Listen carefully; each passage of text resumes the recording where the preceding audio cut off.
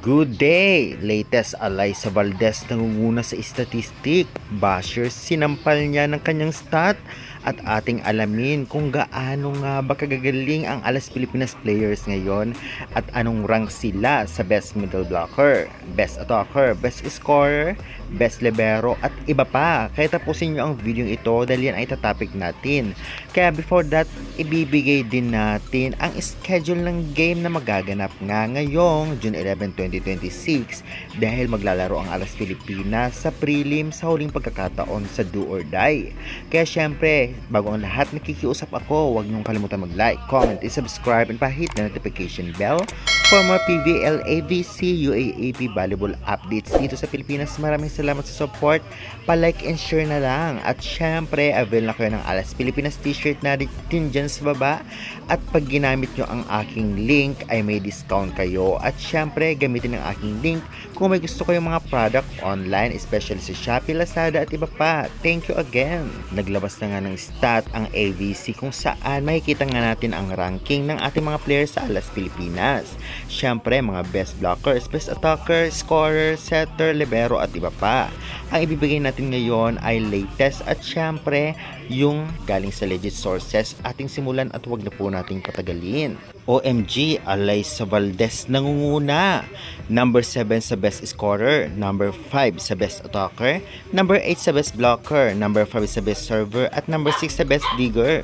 Ses Molina, number 17, best scorer, number 14, best attacker, number 10, best blocker, number 6, best server, number 3, best digger. Sininya Itang naman, number 8, best scorer, number 8, best attacker, syempre number 4, best blocker, number 6, best server. Syempre, ito naman si Tia Gagate, number 11, best scorer, number 14, best attacker, number 2, best blockers at number 6 best server, Alyssa Solomon, number 13 best scorer, number 7 best attacker, number 9 best blocker at ang ating dalawang libero naman, Kayla Atienza, number 8 best digger, number 25 best receiver. At itong si Erowa naman, number 2 best receiver at number 18 best digger. Wow, congratulations! At nakikita na talagang palaban, especially dito sa best diggers, number 8 itong si Kayla Atienza. At itong si Erowa naman, best receiver number 2. Grabe din si Valdez. Grabe yung kanyang stat na masasabi natin sampal talaga ito sa bashers kung tutuusin. Kaya good luck na lamang sa lahat at sana ipagpatuloy mo yan, Alyssa Valdez. At syempre, grabe din talaga itong si Ninya Itang palaban. Pinakamataas niya din, number 4 siya sa best blocker. At palaban din itong ngang si Tia Gagati, number 2 sa best blocker. Si Solomon naman, number 7 siya sa best attacker. At syempre si Molina, number 3 sa best digger. Grabe!